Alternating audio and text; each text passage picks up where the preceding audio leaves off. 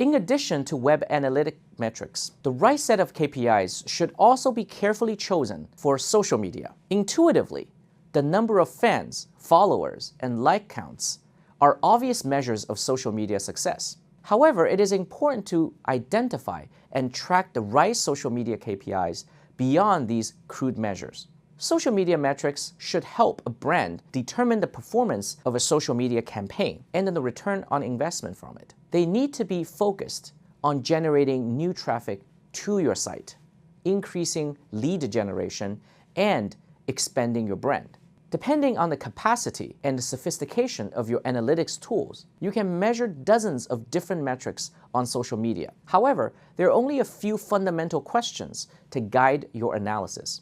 First, are you reaching qualified people? Second, are you engaging with these qualified people? And third, how many of your social media fans are inquiring about your products or services? And fourth, how many of them actually become your customers? More specifically, there are four main areas of social media KPIs that should be focusing on: engagement, reach, leads, and conversions. Let's first look at social media engagement. Engagement is by far the most important indicator you should be concerned with on social media. It is the catalyst for improvement in all of the other social media KPIs. Simply put, engagement measures the number of likes, shares, and comments that your social media updates receive. Having a large reach with low engagement is a bad sign because it shows that you don't have a marketing message or content that resonates. Reaching millions of people means nothing if they are not interested in what you offer. If your audience is engaged, no matter how small it is, it can grow organically and generate more leads. Different social media platforms may have different types of engagements. For example, on Facebook, users have a number of ways, such as liking, sharing, and commenting, to engage with a message. But on Twitter, following and retweeting are the most important measures. On Snapchat, the content is short-lived, so the window to measure engagement is much narrower than sites like YouTube. And the videos on YouTube generally can be much longer than those on Facebook and Snapchat. As such, engagement on YouTube should also consider revisits and long-duration attention. The specific metrics you can use to measure engagement will vary by social media platforms, but typically include the following: clicks, likes, shares, comments, brand mentions, sentiment, active followers, and profile visits.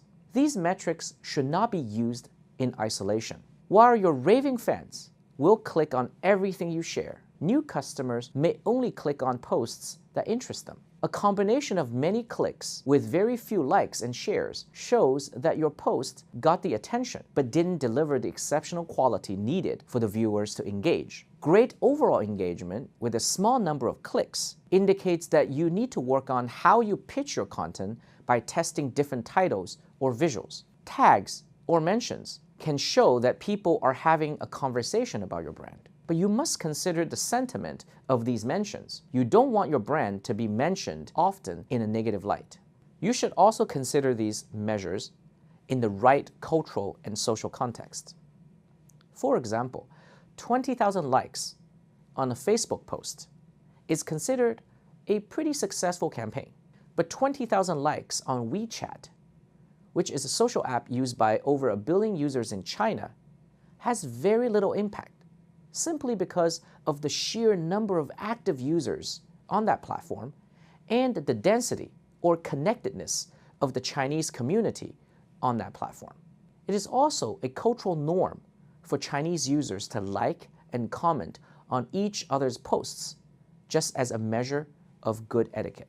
As I mentioned previously, reach is an old-school marketing metric that remains important in the digital context. Measuring reach on social media can be misleading at times, as it only shows how many people potentially saw your post or that it was made available. Unlike engagement, which has definitive answers such as X amount of likes, reach is really just an estimate.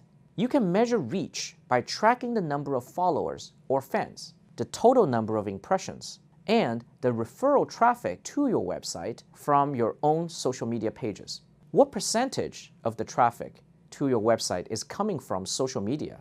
If you're investing a good amount of time and effort into your social media content, you will want to make sure that this number reflects that. Once your social media accounts start gaining traction, it is easy to get caught up in how many likes and shares you're getting. It feels good to see people enjoying your content. But what about the bottom line? To ensure you're getting the best return on investment from your social media, you have to ask tough questions. For example, how many of these engaged fans are actually interested in making a purchase from my company? You may also have an enormous following on Instagram because people love your photos. But how does that translate to new sales? You can't answer that question if you are not measuring lead generation from social media. And if you are not generating leads, you're either on the wrong platform or your content isn't engaging with your buyer's persona. Finally, you should track the number of acquired customers from your social media presence. Most of your social media posts should be focused on providing content for your audience and having a conversation with them. But when the time comes for you to ask for something in return, you want to know how many of those fans actually end up making it to the finish line. Many consider this the ultimate measurement of your success in social media marketing. If you've truly found the right people and kept them engaged, they will answer your call to action. You shouldn't expect to have high new customer rates from social media because a lot of your followers will be current customers and a significant portion are only interested in the content. That's just the way it goes. However, you want to pay attention to which social media channels produce the highest and the lowest numbers. This shows you where to focus more time and where your best leads are coming from. A final note about measuring the success of social media marketing. Engagement and reach are fun to measure because they make your brand look good. But you have to track the KPIs to paint the full picture. The goal of measuring social media KPIs isn't to justify your marketing campaign. It is to improve it. Remember, while these are all smart choices, you should only focus on the social media KPIs that are most relevant to the platforms your brand is active on and that have the most relevance to your audience's behavior. Every audience is different. If your ideal buyer isn't inclined to hitting like, but is still generating sales, don't beat yourself up about it. Track what makes sense and actually reflects your success.